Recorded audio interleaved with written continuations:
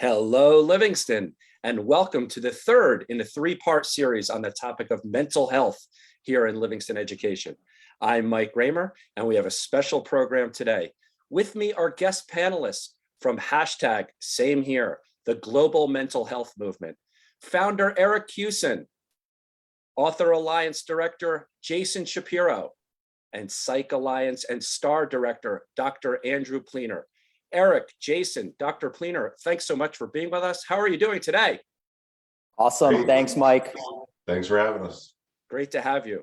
We are excited about this program because it will be a different format than usual. It will be an open, flowing conversation about bringing mental health more and more into the mainstream. For all watching, please participate by commenting and asking questions for our guests in the live stream, and we'll have a Q&A toward the end of the program. So let's begin. Jason, do you want to start us off, please? Yeah, thank you, Mike. Again, thank you so much for having us. We really appreciate it. Thank you for your dedication to this topic. As you said, this is going to be a little bit different type of program.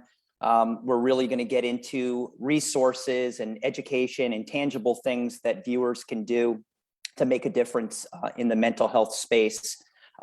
The biggest thing is, why is mental health so difficult to talk about and open up about and really start the conversation? So what I would love to do, just so our viewers out there know a little bit about each of us and why we're so passionate about the topic of mental health, would love to go round robin and just do a quick introduction, and then we'll dive right into the topic. So Dr. Pleener, love to kick it over to you if you wouldn't mind introducing yourself.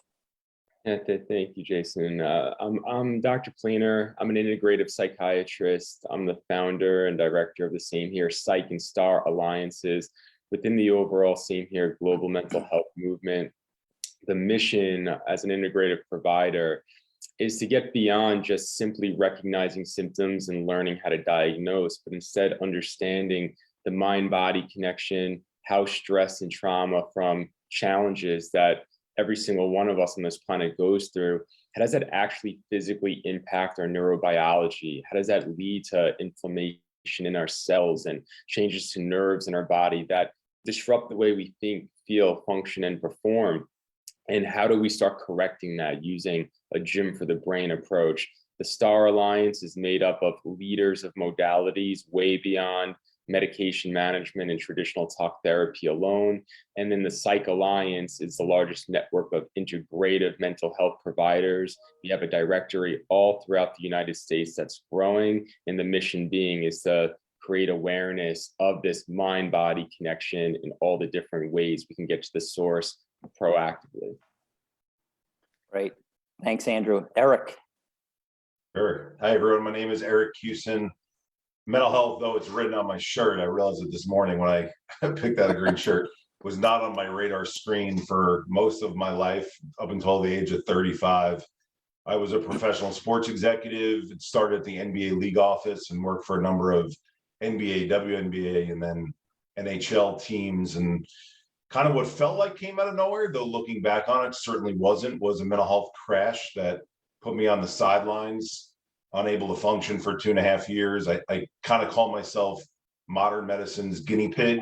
I was the traditional medical model, taken through a litany of psychotropic drug combinations, TMS therapy, and then ultimately shock therapy they call ECT, electroconvulsive therapy. And none of those worked for me. And learning how to heal and learning what brought me to that place where I was at 35 and realizing that it was a cumulative build over time is what led to the formation of this organization. And a lot of what Andrew just shared, taking what I had learned from the struggle that I had gone through, not thinking that mental health was a topic for me, being smacked with it in the face, and then realizing how many people are out there who are in a similar situation. We got to open this up to the mainstream and help as many people as possible. And herein lies our conversation today. Oh, awesome. And I'll introduce myself real quickly. My name's Jason Shapiro, and I always say when I'm not working my 9-to-5 job during the day, I'm dedicated and focused to doing what we're doing right now, normalizing the topic of mental health.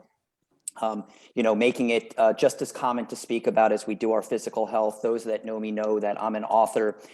So I've had the opportunity to take my passion, which is writing, and work within the organization with Eric and Dr. Pleener to create the Author Alliance, which I'm so happy and excited to build and form and ultimately use literature to connect people and the life challenges that we all go through. So Mike, again, thank you so much for having all of us. I'd also, Mike, I know typically you're kind of one of the moderators and you're putting these fantastic programs together. Even though you're not directly involved with Same Here per se, why is mental health so important to you? I think a lot of viewers out there may be interested to just from a high level want to know why you're dedicating so much time to this topic. I'm going to put you on the hot seat for a little bit here, if you don't mind talking a little bit about your passion for this topic.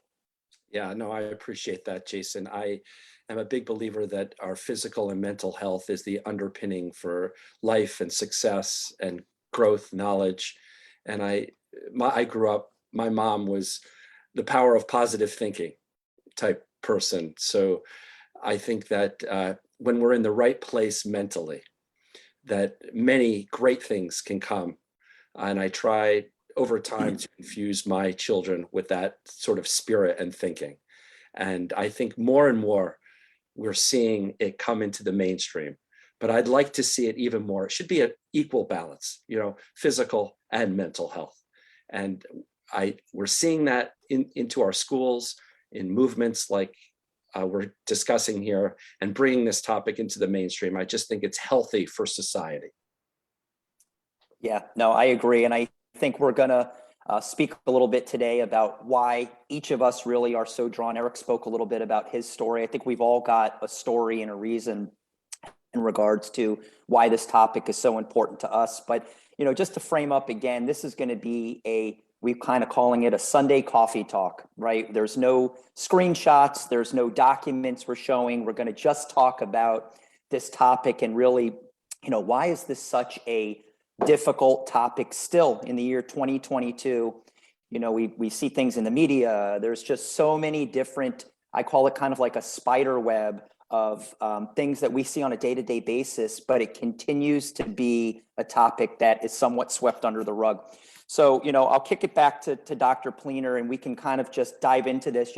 Why, Dr. Pleener, when somebody is asked how they're doing, specifically, it could be at school, it could be at work, why is it so hard to be honest and answer that question truthfully when we're asked how we're doing? Why do we feel compelled to have to say, I'm doing great, even when we may not be?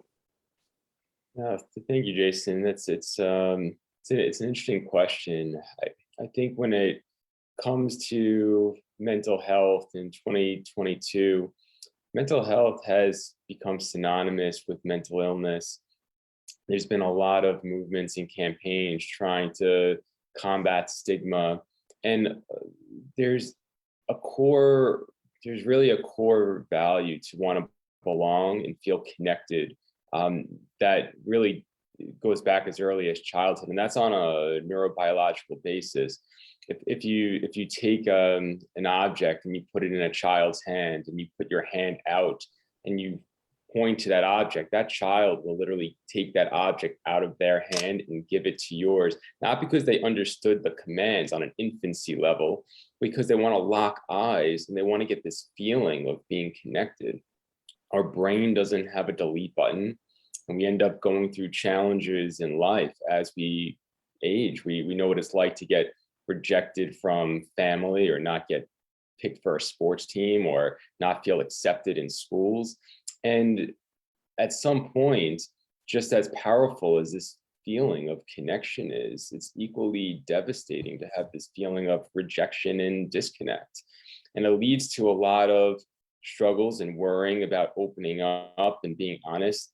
We end up putting up a wall. It's if only I dress this way, look this way, act this way, then I'm going to feel part of the group, then I'm not going to feel rejected or disconnected. And the problem is if we're not really opening up and being vulnerable, then on a subconscious level, we know that we're not really being the real us. And we end up going through life feeling like there's something missing. And by actually starting to learn about how experiences that we all go through in life impact us, it really starts to take away this binary topic of the sick versus healthy. And it starts putting mental health on a continuum where we all live on this continuum. We all go through challenges. We're all shifting on this continuum to varying degrees. It becomes easier to become open and honest and to connect. And we could start living a life feeling that we're being the real us.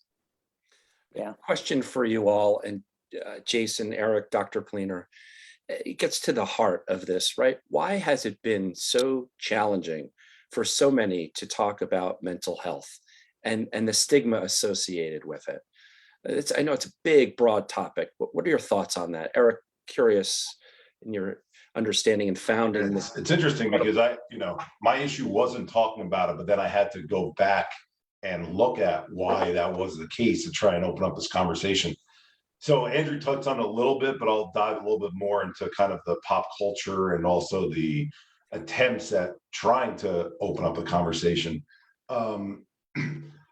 We look at things in society and we look at them in extremes, right? So this topic of mental health, since it wasn't discussed and wasn't understood for so long, we waited until disorder happened.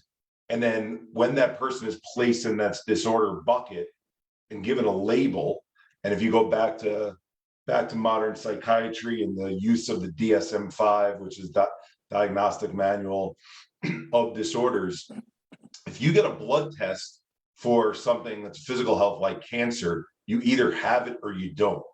They didn't have that ability within mental health and psychology and psychiatry to say definitively you have this or you don't. And so they built everything off of this DSM-5 saying, okay, if you have this list of 5 symptoms of this group of 20 or more, you fit into this category and you're labeled in this way. And what society did in terms of groups, parents, adults wanting to protect their children, what's the earliest and most known organization in this space? The acronym is NAMI, but it's National Alliance on Mental Illness, right? For 40 years, one of the first and the longest and largest in our country. So you have this backdrop of people don't know if they have anything until they get to this point of disorder. There's a misunderstanding of whether or not disorder is genetic in nature and you have it, which unfortunately, when that's the narrative, talk about not fitting in, you don't feel like you fit in because you feel like you're in this separate category with an organization's name that then props up that concept. So you first take that piece.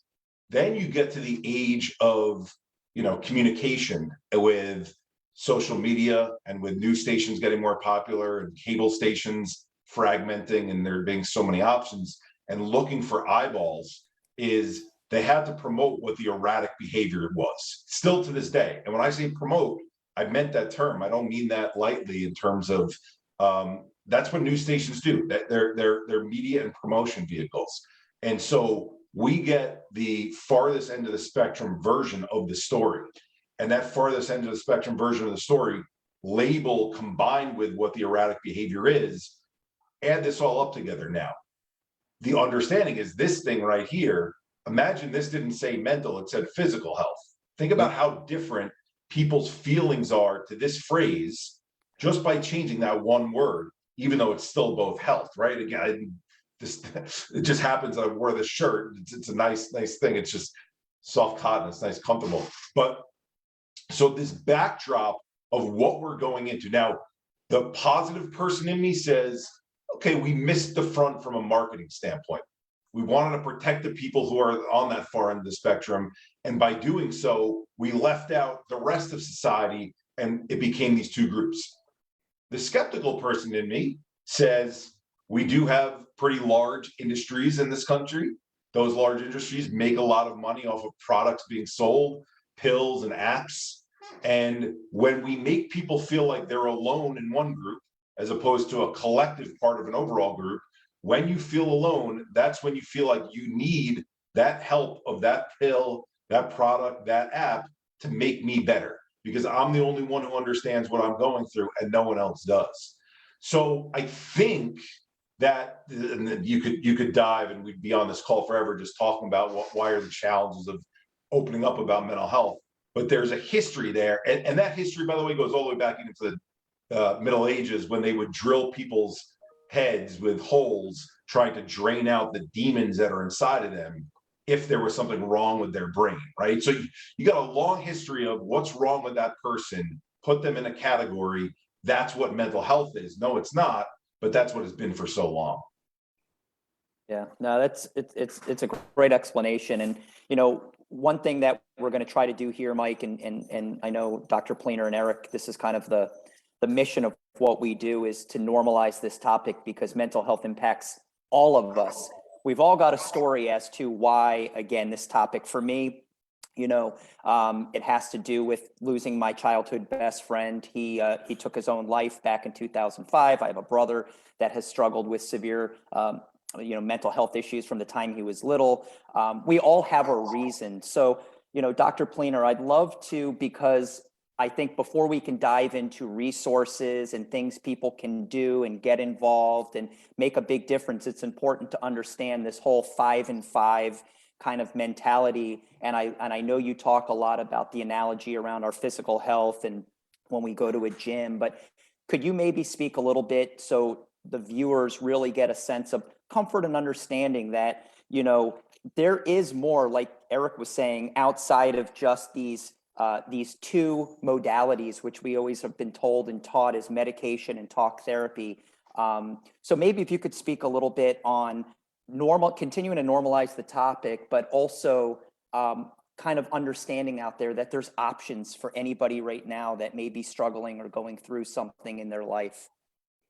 Yeah, Jason. So I think sometimes the easiest way to understand is to compare physical health with mental health. In year 2022, sometimes we take for granted that there's a gym on every single corner, but it wasn't always like that. Even as far as 30 years ago, the gym was looked at as a place for professional athletes and bodybuilders, and people ate whatever they wanted. And some people would get this thing called plaque that would build up in their arteries and eventually get a heart attack or a stroke, and then see a doctor and get put on a wellness plan.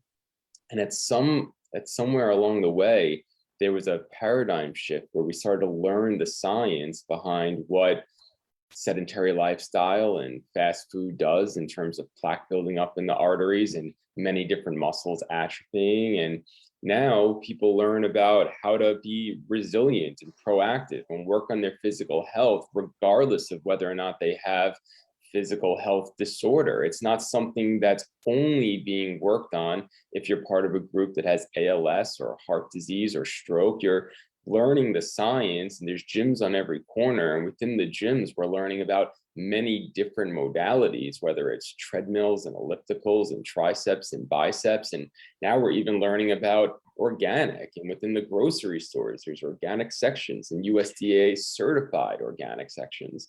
So when we start learning about the education, we really start to realize cause and effect, and we want to be proactive about it. But we all have a story when it comes to challenges that we all go through, whether it's divorces, job losses, breakups, especially right now with coronavirus. And these things disrupt our psychological processes. We start having ruminating thoughts and worries about the what ifs. What if the virus comes back and affects somebody that I love? What if I lose my job? What if I get sick? Whenever we have these thoughts, parts of our brain are releasing hormones. That's why we feel anxious. That's why we get knots in our stomach and shaky hands, and we feel out of alignment. That's the brain-body connection. And these challenges, we tend to think of it in the now, but these things start from in utero, and we go through challenges from childhood. And similarly, our architecture in our body starts to change. Just like that plaque builds up in the arteries, the stress and trauma builds up, and it starts doing a lot of things to our digestive rhythms, leading to malabsorptions and IBS and sleep-wake cycle disruptions. And you start realizing that there's so many different circuits involved. If you lived a sedentary lifestyle and you had many muscles that atrophied, you wouldn't just do tricep exercises every single day for the rest of your life, because what about everything else? why aren't we learning a whole gym for the central nervous system? Why aren't we learning about what tapping does on meridian points and breath work does on the vagus nerve, and how to dampen certain high alert circuits with havening techniques? Why aren't we doing these things proactively, just like we go to the gym proactively for our bodies?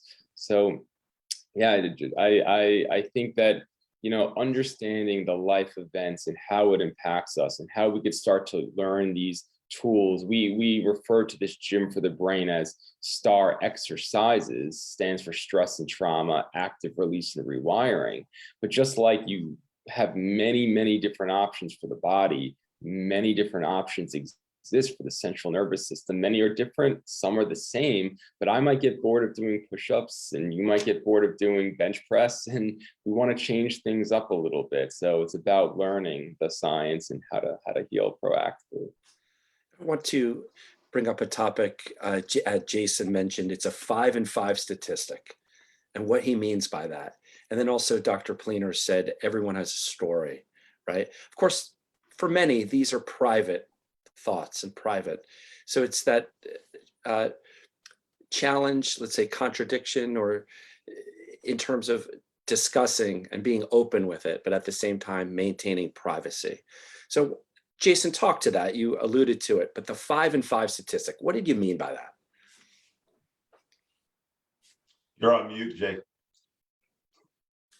Thanks, Eric. So what that really means, Mike, is that, you know, if you believe that we're all impacted by life challenges, then our mental health is impacted. You know, as Dr. Pleener said, you know, there's just so many different things. And mental health, we believe strongly, is on a continuum. And some days you could be feeling better than another day, but at some point, you know, you can be in an uncomfortable place. And you know, to Eric's point, and Eric says this often, it was like, you know, it came out of nowhere, you know, and that happened to myself, you know, full disclosure, back in 2003. So I just think that it's first everybody understanding that it doesn't need to be a severe diagnosis of something. You know, we hear, you know, schizophrenia or bipolar or OCD. You know, there's so many different things in between those. And, you know, Dr. Pleener, I'm sure we'll be able to speak to more of that as we go through and chat. But really, that's what it is, Mike. It's that we all go through life challenges, and those life challenges impact our mental health. It's just a flip. It's just a flip of the narrative, Mike. I mean, Yeah. In 2022, and it goes back to your last question to tie together with this question, still to this day, the boilerplate template for the media when they discuss something related to mental health is, according to, sometimes it's National Alliance on Mental Illness, sometimes it's other organizations, 1 in 5 people in the United States suffer from mental illness. So if we're leading with that statistic, and I'm going to throw this out there for people to think about this, that statistic could be 0.5 in 5 people. It could be 3 in 5 people. It doesn't have to be 1 in 5. The second they create a line between there's this group of people and then there's those group of people, that's when we get people tune it out. Put it in any other context. 1 in 7 men get prostate cancer. Oh, I'm going to be in the other 6, right? X number of women get breast cancer, right? Well, I'm going to be the other. Normalizing that it is a continuum and that we're all on it is the reason why the 5 and 5 message is so important, because it combats what the current messages are that continue to get perpetuated. If you're continuing to use the same message and results are getting worse, why are we continuing with those same messages?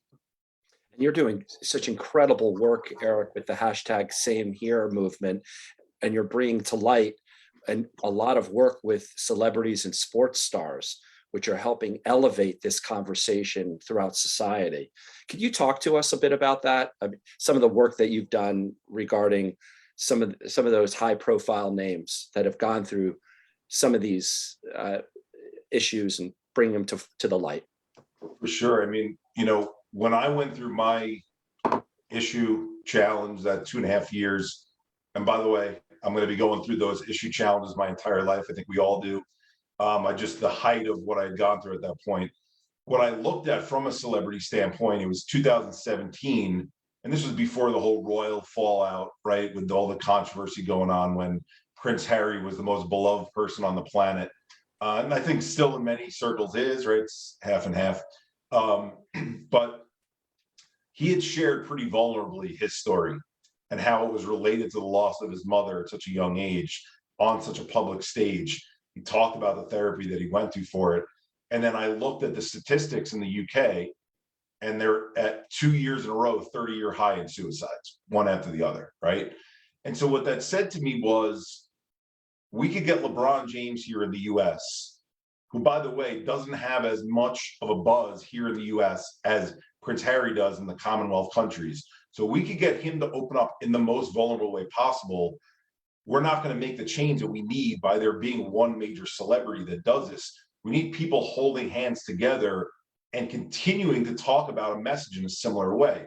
So back to that flip, the first person that I saw from a celebrity standpoint in this space, and I guess dumb luck would have it that I started in professional sports that led to this life purpose, now doing this work right now. So I had my finger on the pulse of what was going on in the sports world, was a gentleman named Theo Fleury. People might remember him from playing for the Rangers here.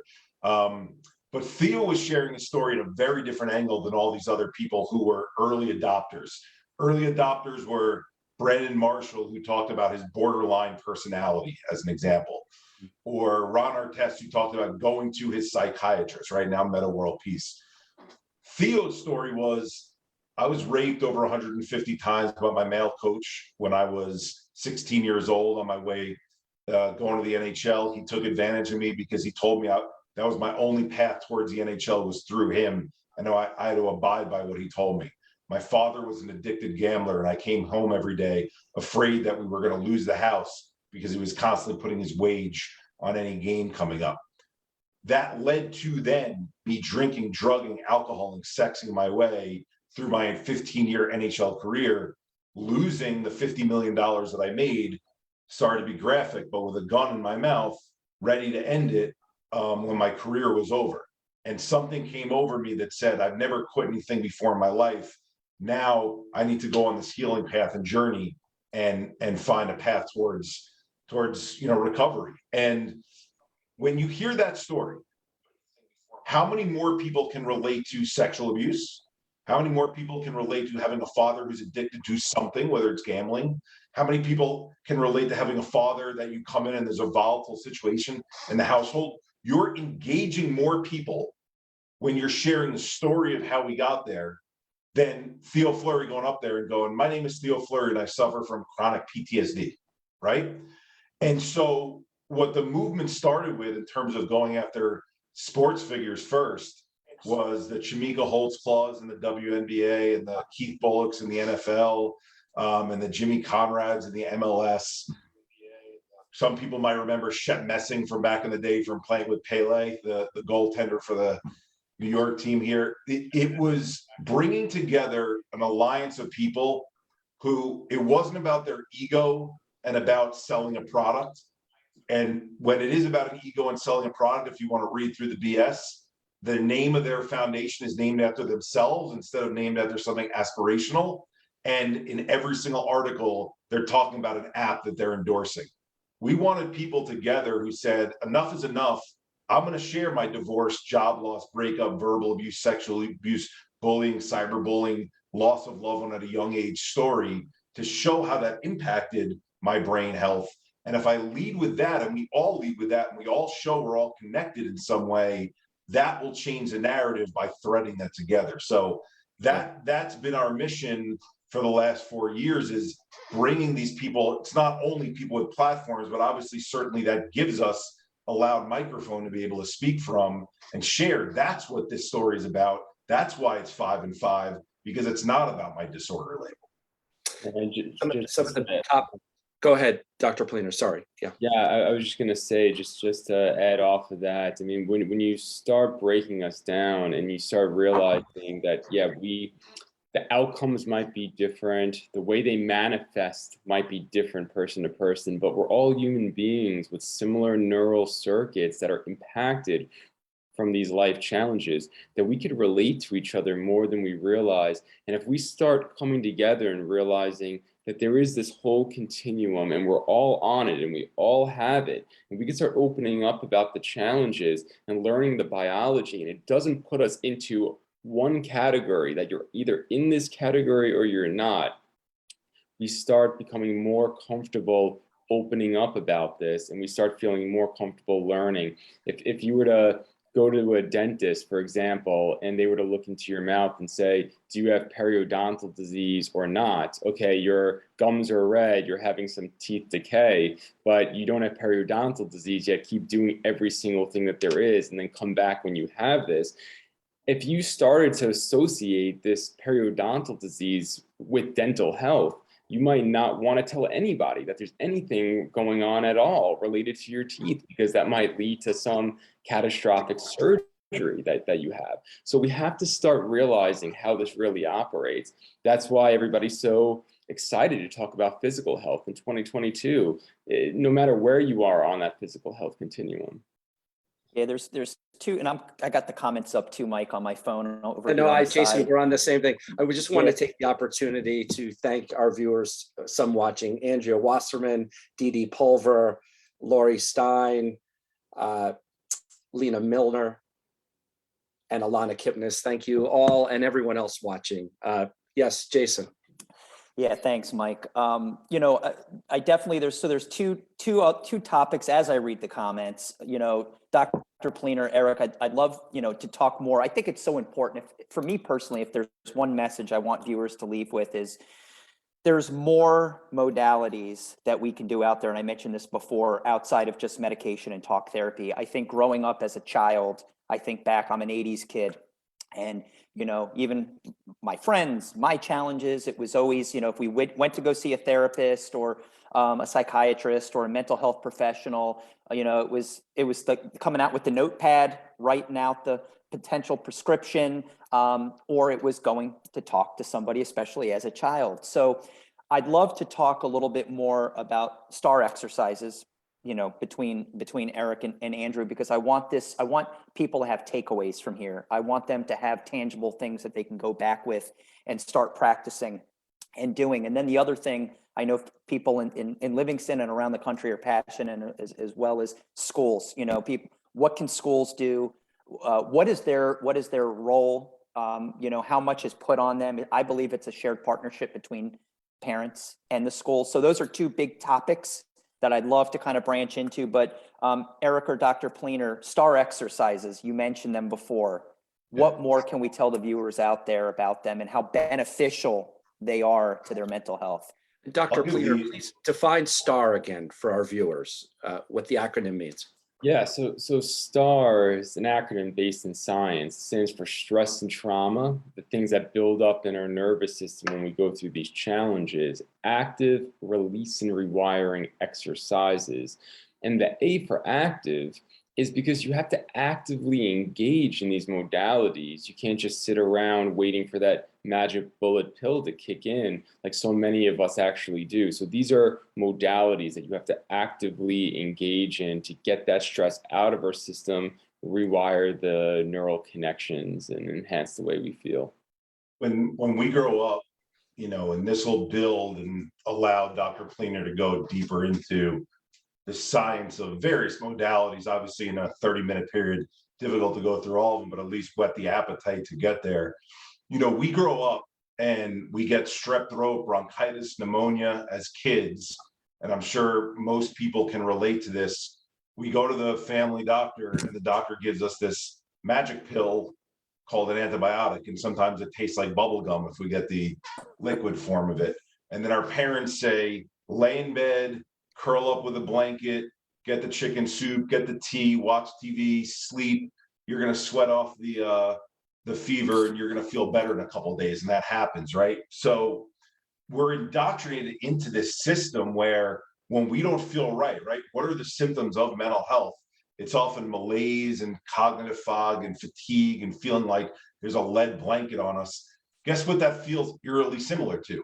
Strep throat, bronchitis, and pneumonia without, let's say, the sore throat or the cough, but that same type of rundown feeling. So it makes sense that we think when we get sick, that pill is going to make me better, right? And I'm guilty. I'm party number one who's guilty of that, because for 2.5 years, I thought I was working my butt off, trying over 50 different medications, trying to find the right one to fix this thing that they were calling a chemical imbalance, which is a lot more than a chemical imbalance, but I didn't know it at the time. So I kept going back to the well on it. The first modality that set me on my healing journey was called integrative breathing practices. I went to a course run by a nonprofit organization called The Art of Living. And I show up in Jericho, Long Island, right? So not such a different town than Livingston, to a rented out karate studio where I'm the only man, only one under 40, and only one born in this country. So it's me and 8 Indian women and 9 yoga mats, and I'm a complete fish out of water. But I like learning about the science of things and asking questions. And so I loved that the women that were there, this is part of their culture. This is something they knew. They were coming back to get a refresher on how rhythmic breathing patterns start to normalize the disrupted circuitry that Dr. Pleener's talking about. Now, in their culture, they might not talk about it in that way, disruptive circuitry, right? They might talk about it as breathing is healing, right? In a very broad, fluffy sense. And not even being derogatory towards that, is that it's a welcoming way to understand it, and it makes the society feel better about doing it. I'm skeptical, right? So I'm peppering the guy with these questions. Why is breathing going to help me when I breathe every day already? What's it going to do for me? And he starts telling me about the vagus nerve in the neck and these 2 branches that go from our brainstem down to our stomach. And how is our brain connected to our body? When we see something, isn't our breath going to tell our body what we need to do? If we see a car accident happen and we go, oh, now it's telling our body something's happening, right? We need to spring into action. And so you do that enough time, over time, like what happened with me, with my brother getting sick so often, and I was all the time, maybe not realizing it, and then seeing an ambulance and thinking, that ambulance is going to my house, that ambulance is going to my house, because it thought was so many times something is wrong. You start to disrupt that circuitry. So when I started healing from that breathing practice, and Andrew will go into the science behind it, I just became fervently, dedicated to what else is out there to heal us. Because I don't go to the gym to lose weight, using the analogy before, and go on the treadmill, and then that's all I need, because my body gets used to the treadmill, or maybe it doesn't like the treadmill and it doesn't get my metabolism going the way that the Stairmaster does, or the rowing machine does. So I need to use those instead. And so I went to Jakarta, Indonesia to learn about Qigong meditation. And I went to Arizona to learn TRE, tension trauma releasing exercises. And I just started going to the people who had invented these, what they call alternate modalities, which is a bunch of BS. They're not alternate. They're the modalities that were the modalities for so long, combined with some that Andrew will talk about are modern versions of these that start to heal our body in natural ways. I'll just end on this before Andrew dives in. The A being active is such an important, we didn't just put in a vowel because it helps make the acronym STAR. Active because laying in bed for 2.5 years, your thought process is, I need sleep. Sleep's going to help me get better. Sleep helps you get better when you've not slept well for 3 days and you need to catch up on sleep. When your body's telling you that you're exhausted all the time and you continue to sleep more and more and more, that's not an indication to continue to sleep more and more and more. That's an indication that something is wrong there, and that your sleep cycles have been disrupted, and that your body's trying to compensate in some way, but stagnation leads to stagnation. And we need exercise, we need movement in order to get that brain body connection back into sync again. So Andrew, you want to dive deeper from there? Yeah, so we on the STAR section of samehereglobal.org, we have the head researchers, influencers, inventors of many different STAR modalities, whether it's leaders in yoga or ACT therapy or brain spotting, accelerated resolution therapy, Qigong meditation, art therapy. And the purpose of all of these is to show that there's all these different options out there, but within the actual sections really breaks it down into the biography of the practitioner, but then the science of what these modalities do. What happens when you take electrodes, take the frequencies from the brain and display it on a television screen in neurofeedback? How does that allow the brain to see itself and autocorrect? What happens when you get decreased blood flow to areas of the brain that are responsible to speech from stress and trauma? Talk therapy might not be a great option for you if you can't communicate. You might need to bypass that through more art and nonverbal expressions. What does Qigong and tapping do on meridian points? What is a meridian point? What happens when these become blocked and clogged? And you can go through, click, and learn about these things. Eric was talking about rhythmic breathing and breath work. If there's nerves in the body that speed us up, there's nerves in the body that slow us down. The brain is very good at recognizing what's most important. And if being in high alert from life events is most important, those circuits become strengthened, while the nerves that want to rest and relax the body start to lose tone, because if you're running from a bear, you don't want to slow down. You want to get eaten. You want to run away, otherwise you'll get eaten. The problem is that you end up having disproportion of one circuit over another. Your digestive tract becomes altered. It leads to all these different imbalances, including swelling and inflammation that can start to make us feel flu-like. And by doing an exercise like rhythmic breathing, it starts sending safety messages to the nervous system. And you can work on techniques that have longer exhales than inhales, so you strengthen this vagus nerve and you can start to restore some of the architecture. But it's one modality amongst many different options, and there's tools for everything, including talk therapy, including EMDR, including CBT, but there's a science to each one, and that's what we aim to break down within the STARR concept. And I just want to add to that, because people are going to be asking the question in their mind right now, well, which one do I go to, right? And the reality is each of us are wired slightly differently, and the events that we've gone through are a little bit different.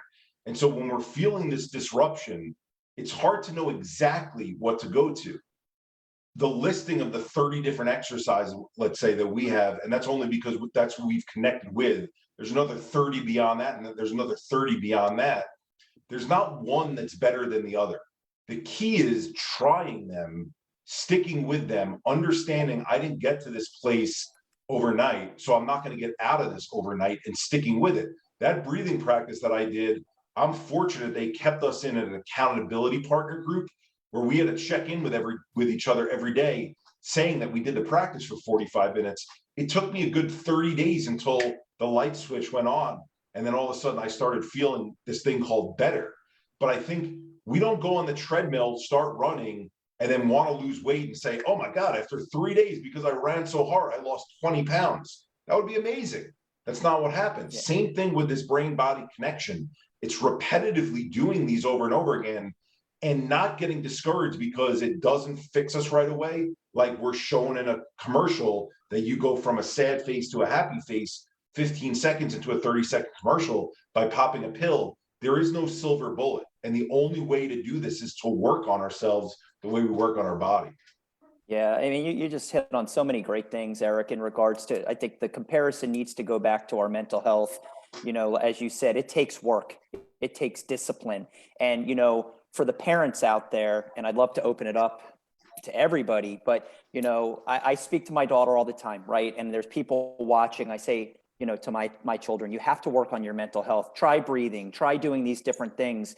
We have to be realistic and understand this stuff takes work, and to Eric's point, we're so used to growing up to be able to take pills or medication that within a few hours we're feeling better. So, anybody that wants to chime in here as a parent, a lot of people watching right now that have children that are going through mental health challenges, if we're being honest, again, we don't need to be full disclosure, but I'm convinced, and I know being a parent, me being a child, whether it be small or big, everybody goes through something. So Dr. Pleener, Eric, Mike, how do we get our children? I know it's kind of a lead by example type of thing, right? If they see us doing these things and taking care of our mental health and making it a priority, but when you've got a 10, 11, 12, 13-year-old children or child, how do we get them? How do we teach them to have the patience and discipline? Eric, you hit on it. So we don't get to crisis mode. and then we're scrambling and running to try to figure out what the solution is to help our children. How do we start it more at the beginning so we don't get to that point? Anybody have anything? Yeah, I'll give two quick stories. One is the first time we ever did a Same Here event at a K through 12 was actually K through 3 that we started with in Manhasset, Long Island. And I shared some of the challenges I had been through with my brother and the loss of my friends. And then I gave the kids a sheet that had the hand in the middle and these circles around it. And I said, for 5 minutes, you get a chance to draw a picture in each one of these circles, or write a word or two, or write a sentence if you can about the challenges you've been through. And I didn't know whether they would share or not. And this was 500 kids sitting together in what they called a gymatorium, a combination between a gym and an auditorium. And they're writing down on these sheets of paper, leaning on the floor. Does anyone want to share? My grandmother has Alzheimer's, right? And it's both cute and heartbreaking at the same time. And she can't remember my name. You get these kids jumping up. My grandma's sick too. My grandfather has that, right? Next kid goes, my fish died and I'm really sad. My pet died too. Before we get to roughly that 5th, 6th middle school age, when we can start to open up about life challenges that we go through, not disorders, kids want to feel a part of the group. So as adults, when someone says something like that, we don't jump up and say, me too, me. But as kids, we do that. That's the first thing I'll say. The second story I want to share was, we were working with middle schoolers and there was a crisis counselor that was with us. And she said to them, when you get home from school and you're not feeling the best, you're feeling like stress, right? Most kids understand stress, the concept of stress. What do you turn to? And everyone goes like this, okay? They didn't have it on them, but they're making this sign of going to the iPad. And so going to our kids and saying, when I grew up, I didn't have that iPad to go to. And I had to find ways to get out of how I was feeling. And I did that by playing in the streets with my friends, going on the basketball court, playing tag, playing spud, right? If you remember those things. And when you can explain to them that what's happening is, when you're turning to this because you don't feel well, you're not giving yourself the tools to feel better. You're keeping yourself in the place that's just soothing yourself. And it's not actually improving how you're feeling. It's just putting a cover over it. And eventually you keep going to that cover doesn't work, and that stress blossoms. And it stops you from being able to do your homework well. It stops you from being on the debate team and performing well. It stops you from doing your art the way that you want to do. Use it in simple terms with our kids. Things like stress, things like the build of stress, and that doing this, all it's doing is taking you away from the feeling momentarily, but it's still building because you're not actually working on. Here are the things that you can do. I'll sit with you. I'll do them with you 5 minutes at a time, 10 minutes at a time. That's how we engage them, because when it's based on a reward system that they want, which is that they want to do well in school, that they want to be able to play with their friends, that they want to do well on the art class. Now, when you explain to them why doing this takes them away from doing those things over time, that's a way to engage them back in. Yeah, no, I love that, Eric. And I think that's going to hit home to so many viewers that watch this either live or after is, what can we do again to avoid crisis mode? And I love that as a parent myself, to be able to set aside time. It doesn't sound exciting doing breathing or art therapy or things of that nature, but how can we lead by example as parents? And I just think it's so important, having been somebody that has had, younger children and mental health challenges, like a lot of people watching this. I just wanted to make sure we touched on that. Another big topic is schools. I think a lot, and I'm reading the comments, Dr. Pleener, Eric, Mike, feel free to chime in as well. Where do we draw the line in the sand on, and Eric, you talk about this all the time. I don't want to steal your thunder about stop, drop, and roll and the things that we're taught. Again, going back to a more physical type of aspect, Dr. Pleener talked about, if we see a bear, right, our natural instinct is to run, but every child knows that you play dead. So these things are ingrained in our minds as young children, and Eric, you always say, like, the chances of somebody catching on fire versus dealing with a mental health challenge. You're going to go through a mental health challenge, probably more so than catching on fire. So I'd love to open it up. What is the school's responsibility? What is the parents' responsibility? And how can schools, and I know you're personally doing a lot of work, Eric, in regards to implementing and executing mental health programming into the curriculum with schools and partnerships, but I think that's a big topic. What is the parents' responsibility? What is the school's responsibility? And how do we bring those two together? Well, growing up, I had two parents who were educators. Father was a principal his whole career, and mother was a language teacher. And so I saw it from another angle. And as a kid, I was always upset with the assembly programs that we had to learn about these things, because you said, being an 80s child, growing up in the 80s and the 90s, we were put through Just Say No and MAD and DARE programs.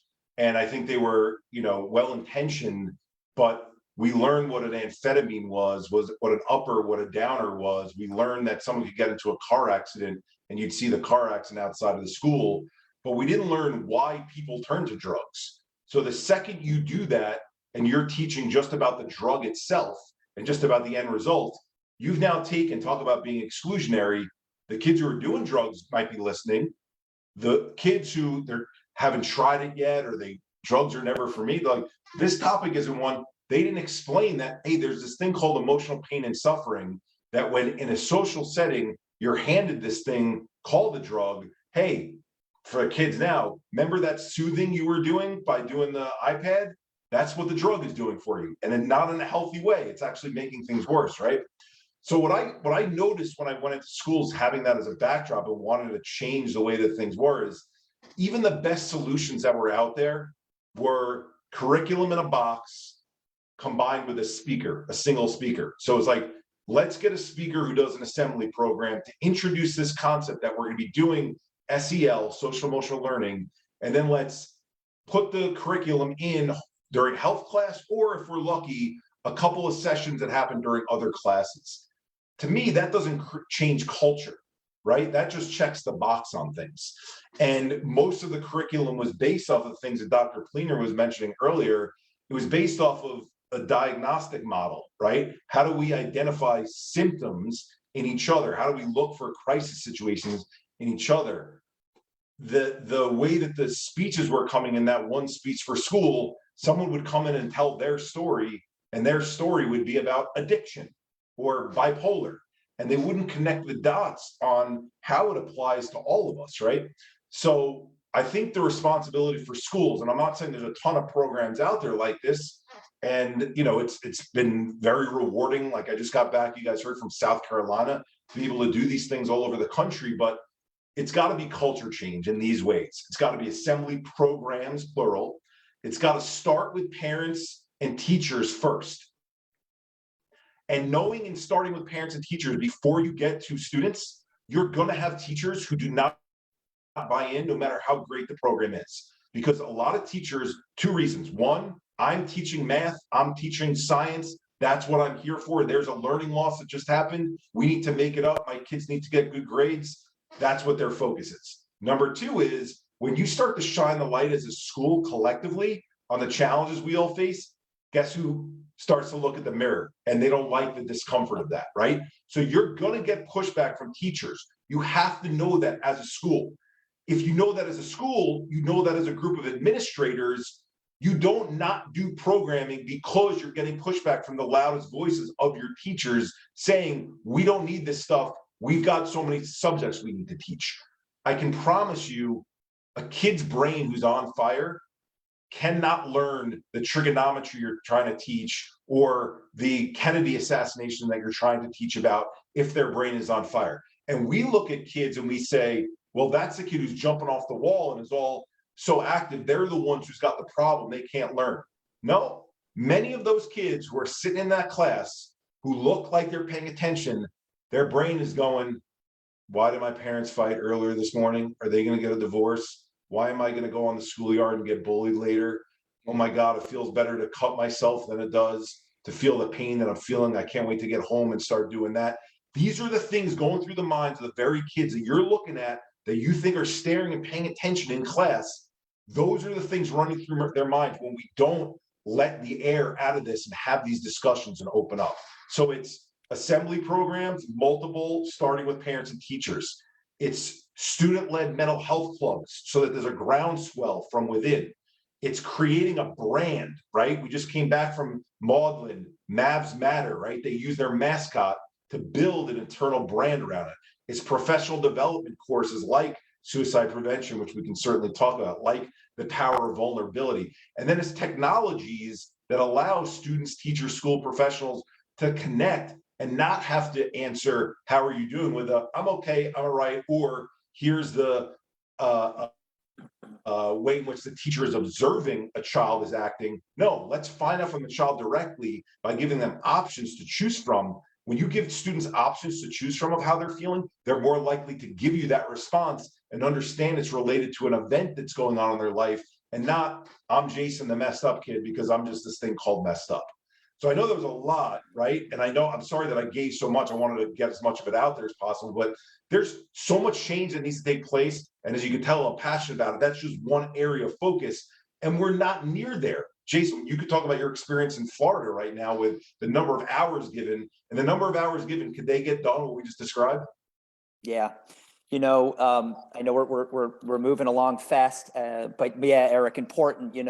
I was just on a call with our district psychologist, a person in charge of mental health programming, and good intention. She was excited to share with me that students get 5 hours of mental health programming. So my question back to her was, are you talking like by month, by quarter, by, no, by year, she said to me. And I kind of fell out of my chair a little bit.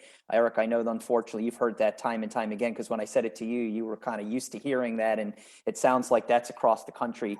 I think just from my experience as a parent, I would just encourage everybody out there, and somebody just commented in the comments about it's also shared on the parents, and it absolutely is. But we need to know, I think, before we can do anything, what is already in place. And Mike, I know that, in Livingston right now, they're gathering the information and the programming. I think it's important for parents to first say to their school district, their principal, what do we have?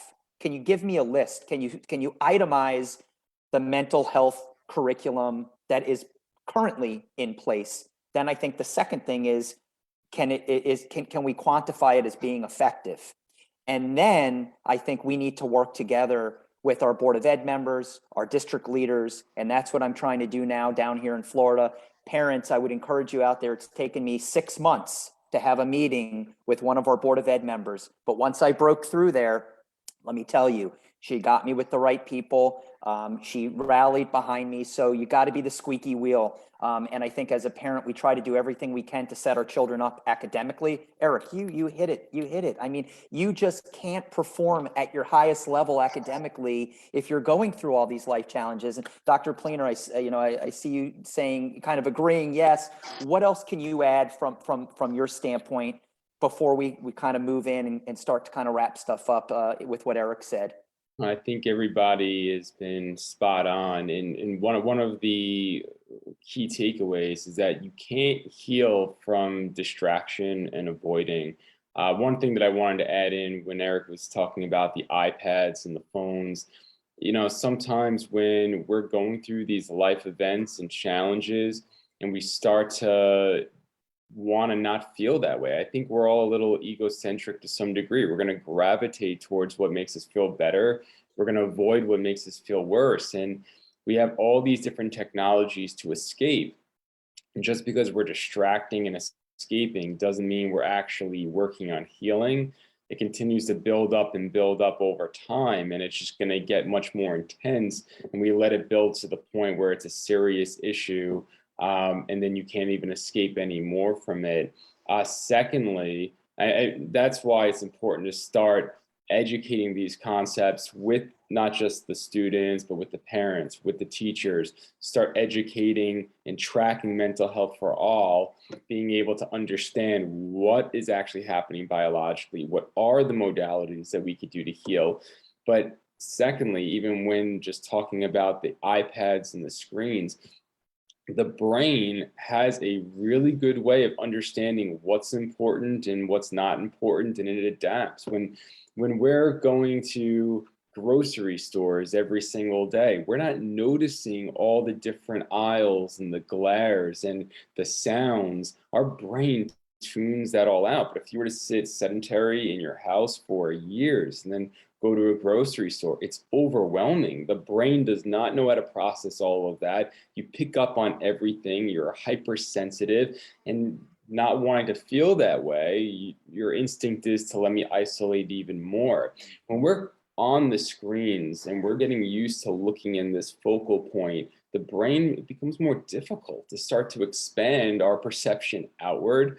The lights that are emitted from these screens, all the blue lights, disrupts our sleep-wake cycle. Our body actually stops producing melatonin, which is natural from the brain. We're reading about taking over-the-counter melatonin in every store. Our brain makes it naturally, and these blue lights actually stop our brain from synthesizing it. So too much screen time, not enough melatonin, disrupted circadian rhythms, the brain starts to change.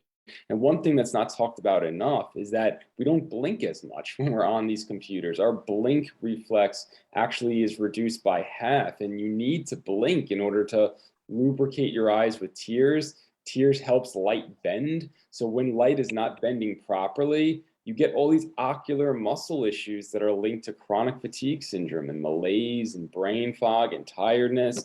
So we need to start learning about real mental health solutions. We also need to learn about what not getting enough sunlight, being indoors too much screen time, how that's all impacting the nervous system. Once again, that is the mission of the Same Here Psych Alliance. It's bringing forth the leaders around the world. We have these domestic alliance. We just launched the International Psych Alliance with top in the world integrated practitioners to really work and explain these concepts to the masses.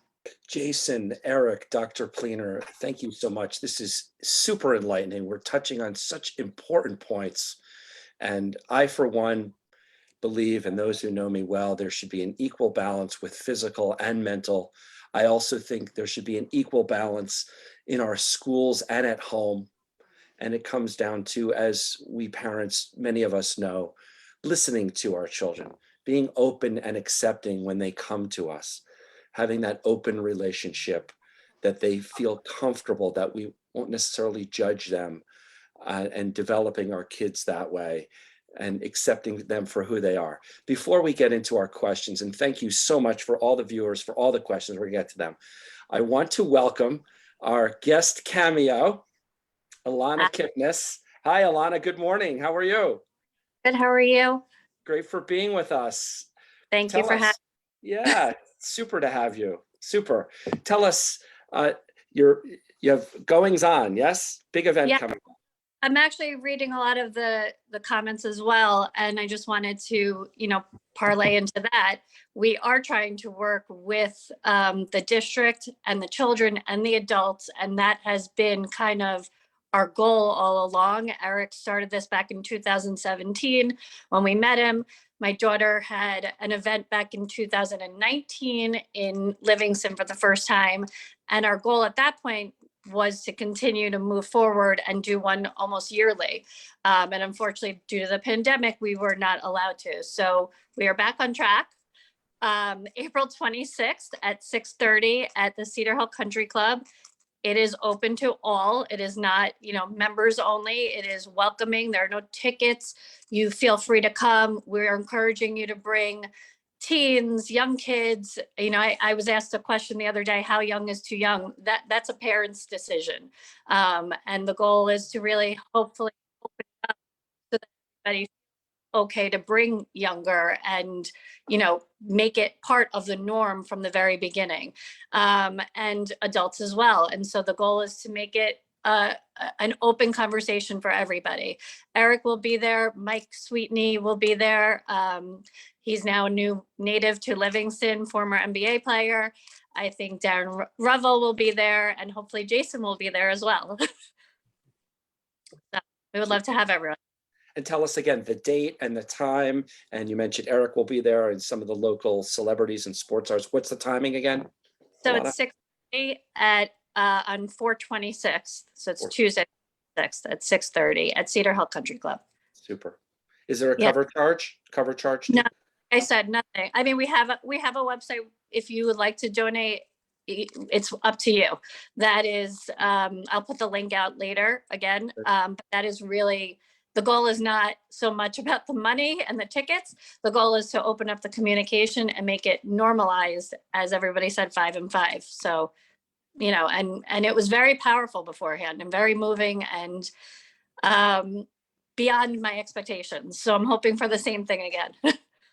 Thanks so much for being with us this morning. And I hopefully will have a big turnout, people coming from Livingston and throughout the area. So thanks so much for you putting on that event. It's terrific.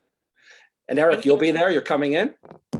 Yeah, I am. And to see the maturation of Alana's daughter, Lex, and the way in which she opened up vulnerably for no other purpose other than to help her friends and community members, for that matter, because I think that there were adults that were helped by Lex being open that way. You're going to see more of that at this event. There's no magic bullet. Hearing Michael Sweeten's story, I don't want to give it away, being a 9th overall pick in New York at Madison Square Garden to the Knicks in the same draft as LeBron James and Carmelo Anthony, and then what happened to him in his life and his career from that point moving forward, not related to disorder again, related to the stuff that happened to him in his life, that becomes a powerful change agent. That when you hear someone who is on a large stage, who is literally larger than life, he makes me look tiny. He's 6'9" and 200 and I don't know what it is right now, but you start to say, if he can open up, it's easier for me to open up. Lex did that. And then I think what Alana's going to build, to her credit, this is probably something that a lot of folks are asking about, is one of the most requested things we've had for the last 4 years since we've been doing this is, do you have a local chapter? And I've always been hesitant to do whatever a local chapter is, because it's very restrictive when these organizations build local chapters and there's dues involved and it's got to be named this thing. And to me, that's not how you heal. You heal through bringing people together around the campfire, opening up and sharing with someone who's trained as a moderator, don't get me wrong, but it's group and community healing. And I think Alana is going to take on a role of forming that within Livingston. So outside of this event, what will develop and come from that is the ability to get together on an ongoing basis and foster this communication moving forward. Yes, the parents are right. Parents will be able to come to those groups, talk openly, discuss how then they can bring, like they do on your show here, and generally, these things to the school. And I'm not seeing the messages, but I've heard from Jason and Mike, some of these messages about absolutely the parents are involved in this. When we go to schools, as I mentioned, we start with the parents and the teachers. We start with the adults. Keep in mind, for the parents who are listening, there are some parents who are gung-ho about this, and there are some parents who don't want to touch it for the same reasons I just described with the teachers. It shines a light on me. It's not what I did growing up. So you're not going to get universal buy-in from the beginning, even when you're doing it as parents. So being those internal champions and saying, this is important enough that even with the pushback that we might get, here's the chart we need to, here's the path we need to chart forward. That's so important. And looking at your school district as partners, and I'll just end with the school piece on this. You're going to find some people in schools as parents who are roadblocks. That's going to come up. Find the next person, find the next person, find the next person.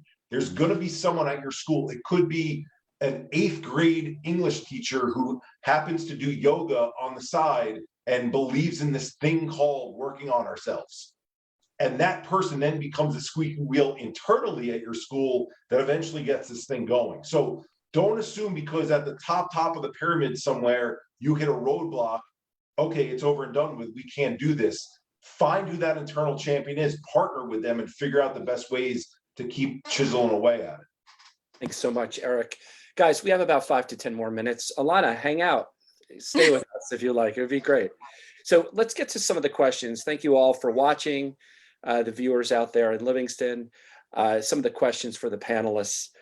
Dee Dee Pulver has asked quite a number of really insightful questions. So let me read some of those to you, and all feel free to chime in to answer. Dee Dee, her first question says, can you address the relationship between adverse childhood experiences, HIV, lack of mental health, education, and responsibility?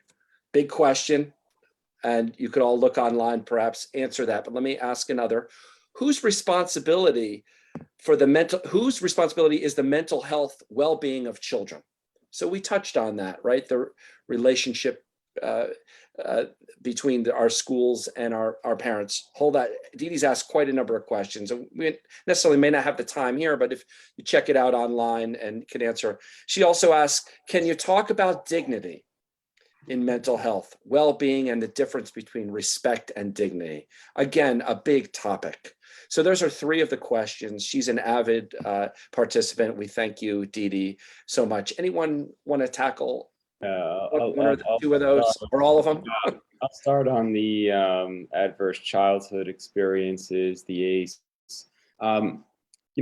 The typical ACE studies that talk about adverse childhood experiences focus on pretty significant traumas from a young age, but similar effects actually happen with more subtle challenges.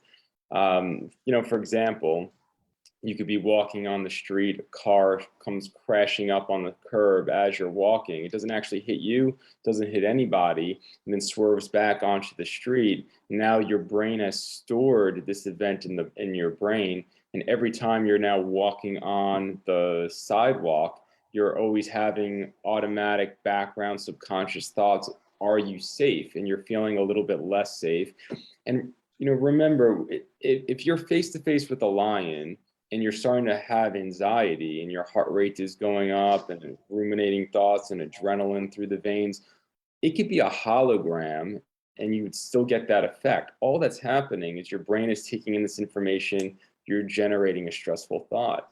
So it doesn't matter what if this lion eats me, but what if somebody breaks into my house? What if somebody hurts me? What if I lose my father? What if I end up developing addiction like a sibling?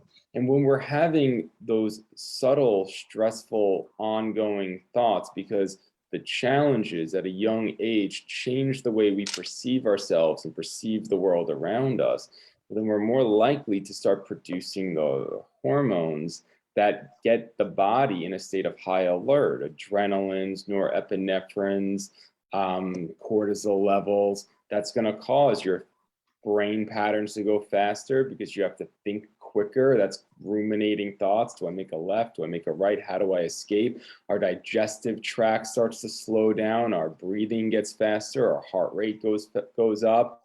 Dry mouth, dry eyes. And all of these things might happen one time, but what happens when we're in that state more frequently because of the way our perception of the world has changed? We start getting the long-term consequence of those hormonal imbalances.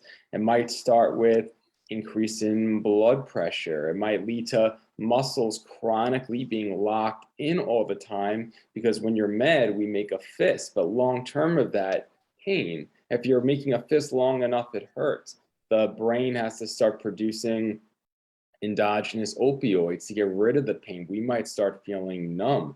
We might start getting IBS, indigestion, malabsorptions, and inflammation. So many long-term consequences have gone up. And the real interesting thing with the ACE study was that it was showing, regardless if you're using drugs, alcohol, neglecting yourself, you're still at higher risk of having things like heart disease, stroke, diabetes because of these challenges. And if you look at what stress does to the body, and you look at the cortisol levels, and you look at any endocrine disorder that involves cortisol secretions like a Cushing syndrome, we're at higher risk of heart disease, stroke, and diabetes, and weight gain, and all of these different types of things. So by going through life experiences and looking at mental health as a topic of disorder, or you're perfectly normal, if you never hit the disorder mark, but you're chronically having these cognitive distortions and stressful thinking patterns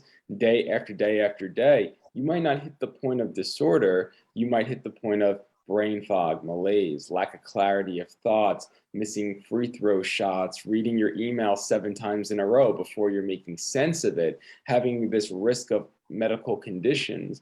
That's why it's important to start to learn how to rewire the nervous system, learn how to change the way these memories are consolidated, change your perception of the thoughts, learn mindfulness techniques and different tools to rewire different circuits so that metabolically we're just in better health overall. So hope that answers. Let's tackle that other question that Dee Dee asked, which I thought we covered much of it, but let's sort of as a summary wrap up. Whose responsibility is children's mental health? Mike, if I could talk a little bit about that real quickly. You know, I think, again, I just keep saying 80s child, and it was such a different time back then because a lot of the parents, and I remember even my friends' parents, whenever we had a challenge, mental challenge, it's that whole philosophy of just keep pushing through it, keep fighting, come on, you know, the expression man up for a young boy from their father who may have gone through their own trauma, Vietnam. A lot of my friends, you look back, there was a lot of things that my friends' parents went through as well, and you know, when they were growing up. And I think, you know, as a parent, it takes us to look in the mirror and say, you know, what are we subconsciously in certain situations repeating the same things that our parents told us? Are we cognizant of, you know, how our children are feeling? Are we being accepting, encouraging, letting them know that it's okay, not okay to stay in a specific place of darkness or challenge, but it's okay to say that you're there. And I think, you know, as a parent for me, and Alana, feel free to jump in as our special guest, but I think it's important, and Dee Dee, you know, to answer your question, I think it starts with the parents. I think just like with academics, we lean on the schools to kind of carry the child through, but we have to do what we need to do at home, and we have to set the stage, if you will. So, you know, I just would encourage all the parents out there, including myself, just be open-minded and look yourself in the mirror and say, hey, well, what are you doing personally to support your child's mental health well-being? Alana, I don't know if there's anything you want to add there. I mean, just to add to that, when Jason was living in Livingston and helping me, so I've lost an advocate. We did, the answer is everybody is responsible for the children's well-being. Not one person is individually responsible. And our goal was to try to set up a liaison between the parents and the district, because there's a lot that gets lost between young children going to a seminar and sitting there and zoning out and coming home and not discussing. So the conversation needs to continue. It needs to continue in the home. It needs to continue with their peers. And we lose that when we don't anybody able to work with the district directly. So if anyone's willing to help me out, I'm trying to still set up that liaison so that we can have that open lines of communication, because there's never that is the answer. If you tell me that you're doing enough as a school district, that answer right there means you're not. Yeah, I and you know, want to combine go ahead, those Eric. two. Yeah, I want to combine those two answers that Andrew and Alana had, and you, Jason, because as parents right now, what you're dealing with is children growing up in a generation where what they have access to is way different than what we had access to, which underscores the need for us to be more involved with educating them on mental health. And the reason why I'm saying it ties to Andrew is because, Mike, you asked about the ACE scores. The ACE are specific experiences that happen. Well, guess what? When you go on social media and you see that 10 of your friends went to something and you weren't invited to it, that is traumatic to your central nervous system. People might think I'm being over dramatic calling it traumatic. It is. Nope. Over time, that builds. That doesn't come up with an ACE score. Okay. So we didn't grow up with that. We grew up with, I didn't get picked in gym class. I'm sad going home today. That made me feel left out. Imagine having that experience over and over and over again, not getting the same number of likes. That us explaining to our children how insignificant that is, that sometimes people like something because they actually like it. Sometimes people don't like your thing because they're jealous of you. So your like number is not a reflection at all of how good or how worthy you are. It's based on other people, and sometimes whether or not they're jealous of how good you look or how much you're accomplishing, right? That's why it's on all of us, because this world that we live in right now is not a world we've ever seen before. This uptick in technology that's given us access to things we've never had access to before, no generation has ever lived through this. Just like no generation will have lived through, any of the world wars. Every situation is unique, but I think, unfortunately, look at what's happening around the world, that our kids can go on their iPad and see bombings happening in another country. We grew up in an era where we saw grainy footage of the Persian Gulf War, and you saw a little light in the sky, but it looked like it was on another planet, literally on Mars. That's not as in your face as seeing these villages destroyed, right? That's why this stuff is so important to talk about, because it's not about the ACEs alone. The ACEs are just anchors of larger pieces of this. It's the everyday stuff that is the breath, the clenching, the oh my God. That's the stuff we need to work with our kids on. So thank you all for your time, your knowledge. It's been enlightening. Thank you again, Eric, who #same here, the Global Mental Health Movement founder. Thank you, Jason Shapiro, Authors Alliance Director of #same here, and Dr. Andrew Pleener, Psych Alliance and STARR Director. You guys have been terrific guests. Again, so enlightening. And Alana, thanks so much for all you do and your advocacy and having this event again in Livingston, April 23rd. Yes? In 26. 26, sorry. April 26th at the Cedar Hill Country Club. So let's sign off for now. So much to talk about with this topic. Maybe we'll all have you back again. So I want to say, have a great day, everyone, and see you around. Talk to you soon. Thank you. Mike. Thank you. Thanks, Mike.